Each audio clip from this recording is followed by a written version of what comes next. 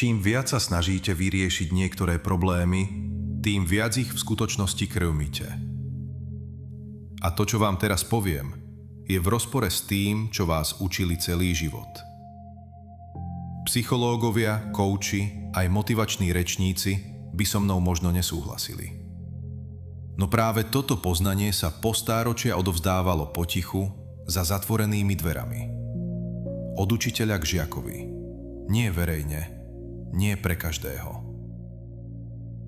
Väčšina ľudí totiž svoje problémy nerieši. Väčšina ľudí ich nevedome zväčšuje. Nie okolnosti, nie osud, nie smola. Ale spôsob, akým sa k problému obraciate, rozhoduje o tom, či zoslabne, alebo narastie tak veľmi, že pohltí celé vaše vnútro. Na chvíľu sa zastavte. Spomeňte si na problém, ktorý ste riešili dlho. Mysleli ste naň od rána do večera. Analyzovali ste ho. Prehrávali ste si možnosti. Rozprávali ste o ňom s inými. Vracali ste sa k nemu stále znova. A čo sa stalo? Veľmi často nezmizol. Práve naopak, začal zaberať čoraz viac priestoru. Až sa stal stredom vášho sveta. Teraz si spomeňte na inú situáciu. Na niečo, čo ste v určitom bode jednoducho pustili. Nie preto, že ste našli riešenie, ale preto, že ste sa unavili. Prestali ste tlačiť. Presmerovali ste pozornosť inám. A o týždeň, o mesiac, ste sa obzreli späť a zistili ste, že problém už nemá tú silu. Možno sa rozplynul celkom. Možno sa vyriešil sám. Možno sa len ukázal menší, než sa zdal. To nebola náhoda. A práve tu väčšina ľudí urobí osudovú chybu. Predstavte si dvoch ľudí. Obaja prídu v ten istý deň o prácu. Rovnaký vek, rovnaké skúsenosti, rovnaké mesto. Prvý sa do problému ponorí celý. Nespí, počíta peniaze. Premýšľa, aké je to nespravodlivé. Presvieča sám seba, že trh je plný a šanca malá. Každý deň o tom hovorí. Každý deň to v sebe znovu prežíva. Žije vo svojom probléme ako v dome bez dverí. Druhý človek sa ide prejsť. Začne robiť veci, ktoré dlho odkladal. Stretne sa s ľuďmi. Na chvíľu sa od problému vnútorne odpojí. Nie preto, že je ľahkovážny, ale preto, že niečo v ňom cíti, že panika je zlý radca. O 3 týždne je prvý stále v napätí. Druhý už má novú ponuku. A neraz lepšiu, než tú predošlú. Prečo? Čo vedel ten druhý, čo ten prvý nevedel? Odpoveď je hĺbšia než pozitívne myslenie. Hĺbšia než motivácia. Dotýka sa starých filozofií aj moderného poznania o mozgu. Tu je princíp, ktorý mení všetko. Pozornosť je energia. A to, kam ju smerujete, začína rásť. To nie je len metafora. Takto funguje vnímanie. Takto funguje výber reality, ktorú si všímate. Keď fixujete pozornosť na problém, nie len, že naň myslíte, vy ho vyživujete. Dodávate mu váhu, dodávate mu tvar. Dodávate mu miesto vo svojom vnútornom svete. Staré tradície hovorili jednoducho. Kam sa obracia pohľad, tam tečie sila. A kam tečie sila, tam vzniká forma. Problém, na ktorý sa pozeráte každý deň, začne hustnúť. Začne tvrdnúť. Začne pôsobiť neotrasiteľne. Ale čo sa stane, keď ho prestanete krmiť? Nie útekom. Nie popieraním. Nie predstieraním, že neexistuje. len mu prestanete dávať to najcennejšie, čo máte. Svoju vedomú pozornosť. Forma, ktorú prestanete napájať, začne slabnúť. Taoisti tomu dali meno Wu Wei. Nekonanie. Lenže pozor, Wu Wei neznamená pasivitu. Neznamená lenivosť. Neznamená rezignáciu.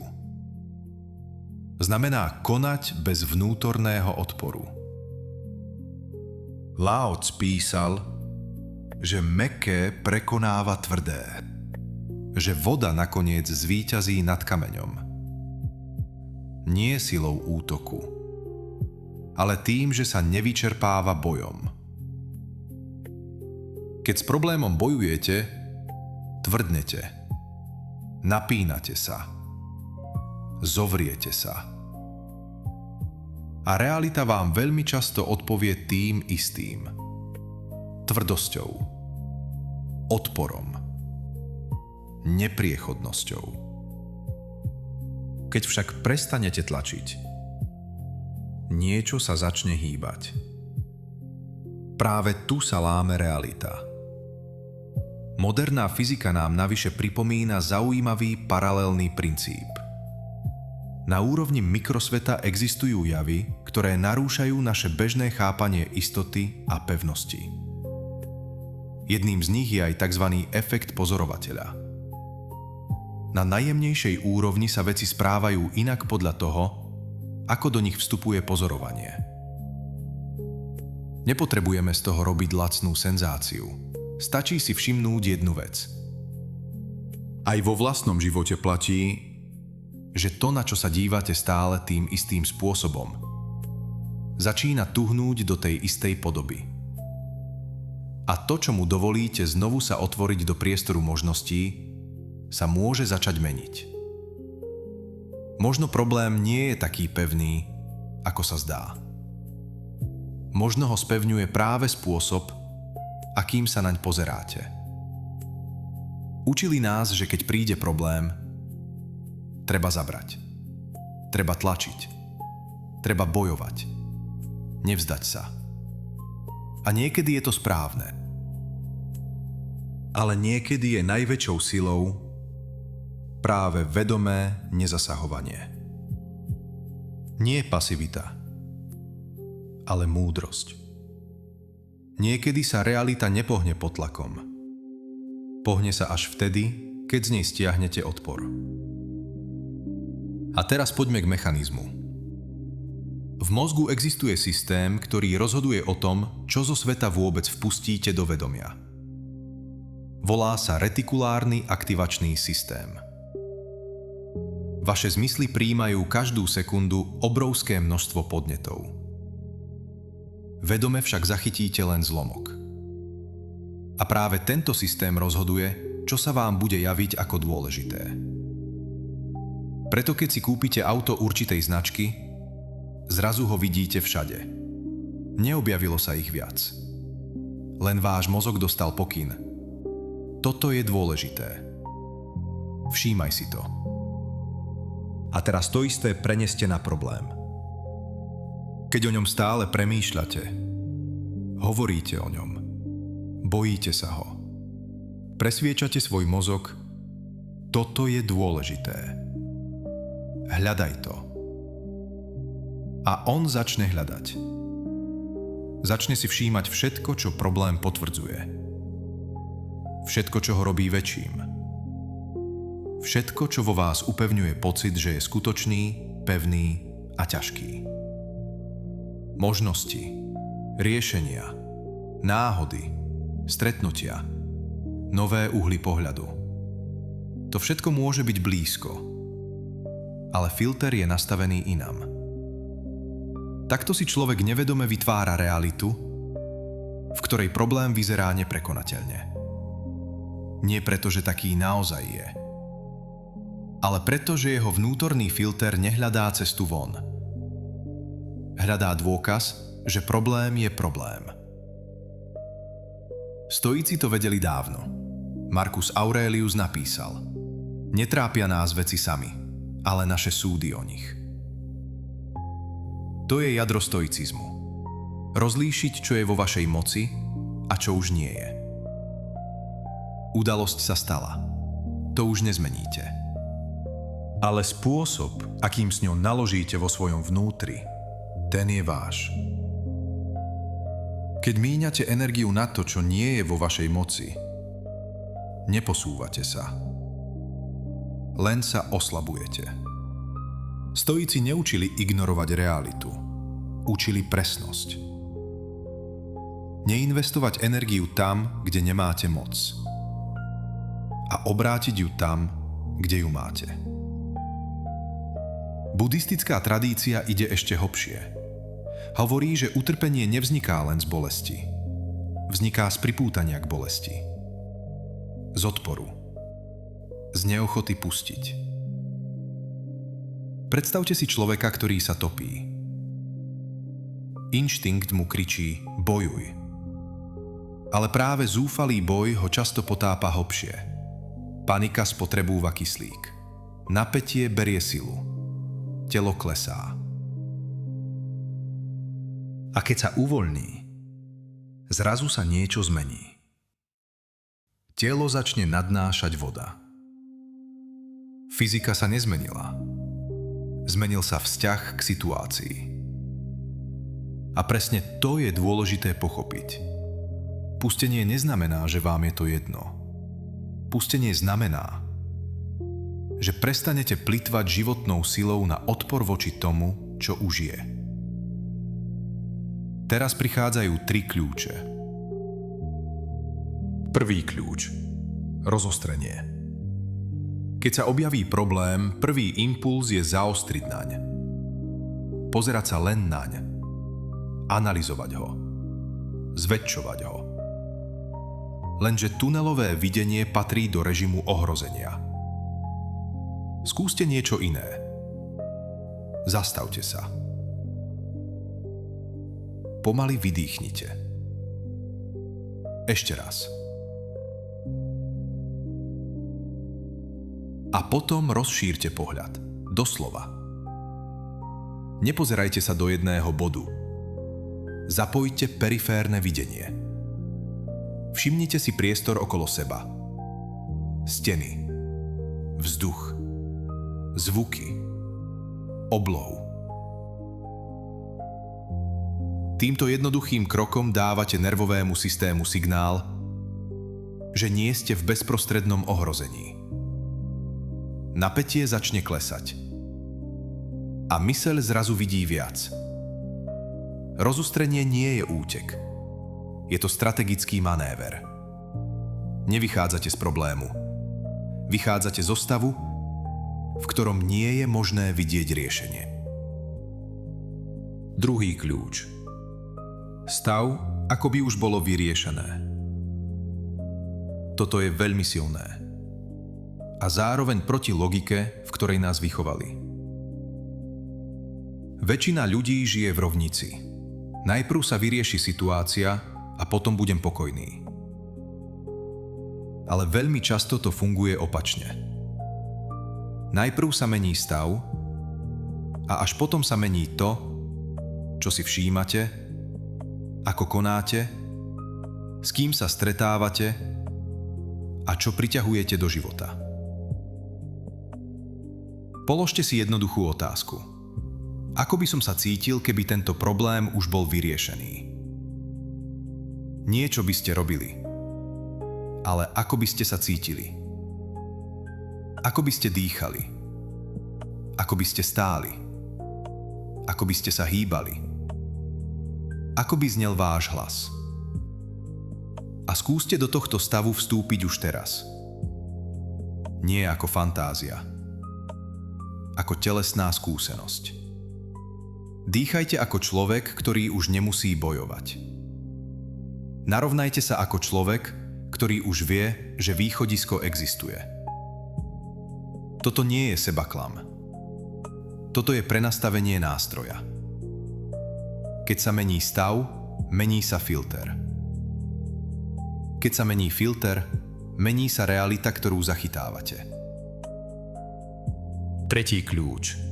Presné úsilie. Nie veľa činov. Nie panika. Nie chaotický pohyb. Jedna otázka. Aký jeden krok teraz vytvorí najväčší pohyb? 1, nie 10. Táto odpoveď nepríde z hluku. Príde z ticha. Zo stavu, kde už nie ste zovretí. Zo stavu, kde už neútočíte na realitu. A keď príde, urobte práve ten krok. Jeden presný krok zo správneho stavu má väčšiu silu, než 10 krokov urobených zo strachu. Rozostrenie. Stav, ako by už bolo vyriešené. Presné úsilie. 3 kľúče, ktoré menia vzťah medzi vami a problémom. Ale je tu ešte jedna pasca. Veľmi jemná a veľmi nebezpečná. Mnohí ľudia si totiž pomýlia pustenie s vyhýbaním sa. Navonok to vyzerá rovnako. Človek o probléme nehovorí, nemyslí naň, nevracia sa k nemu. Lenže vo vnútri sú to dva úplne odlišné stavy. Vyhýbanie sa znamená, že problém vás stále drží. Len ste ho zatlačili hlbšie. Stále tam je. Len o ňom nechcete hovoriť. A už samotné nehovorenie stojí energiu. To nie je sloboda.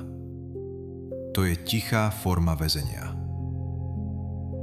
Vedome pustiť znamená niečo iné. Pozrieť sa na problém priamo. Uznať, že existuje. A potom mu vedome prestať odovzdávať svoju silu. Nie zo strachu, ale z pochopenia. Pretože to, čo robíte zo zvyku, je možno presne to, čo problém udržiava pri živote. Skúste si položiť jednu otázku. Ak by teraz niekto nahlas pomenoval váš problém, čo by sa vo vás stalo? Ak by sa zdvihlo zovretie, odpor, podráždenie alebo úzkosť, ešte ste ho nepustili. Len sa mu vyhýbate.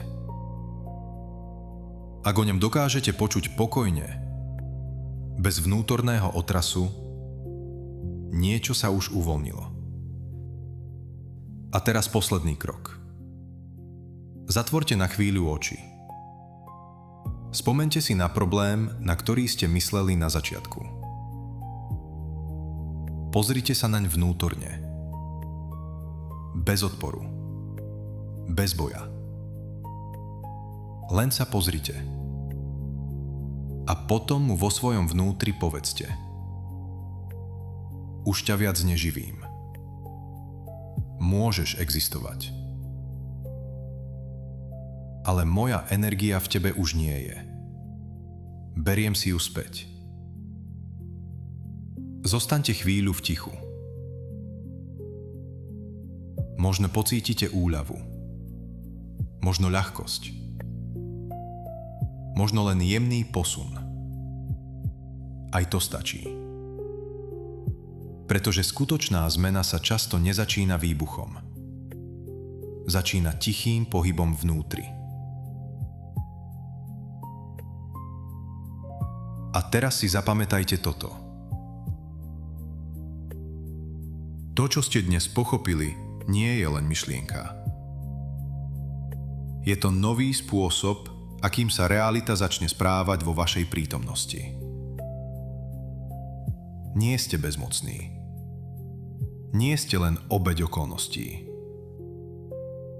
Nie ste väzeň každého problému, ktorý sa objaví. Ste človek, ktorý môže meniť stav. A človek, ktorý mení stav, mení aj to, čo k nemu môže vstúpiť. Napíšte do komentára. Realita je pod mojou kontrolou. Nie ako frázu. Ako pečať. A ak chcete ísť hlbšie, prihláste sa na odber. Toto je len prvá vrstva. A to najzaujímavejšie ešte len začína. 3 pomalé nádychy, 1 dlhý výdych. Pocíťte zem pod nohami. Pocíťte svoje telo. Vráťte sa sem. Realita je tvárnejšia, než sa zdá. A vaše veľké dielo sa práve začína.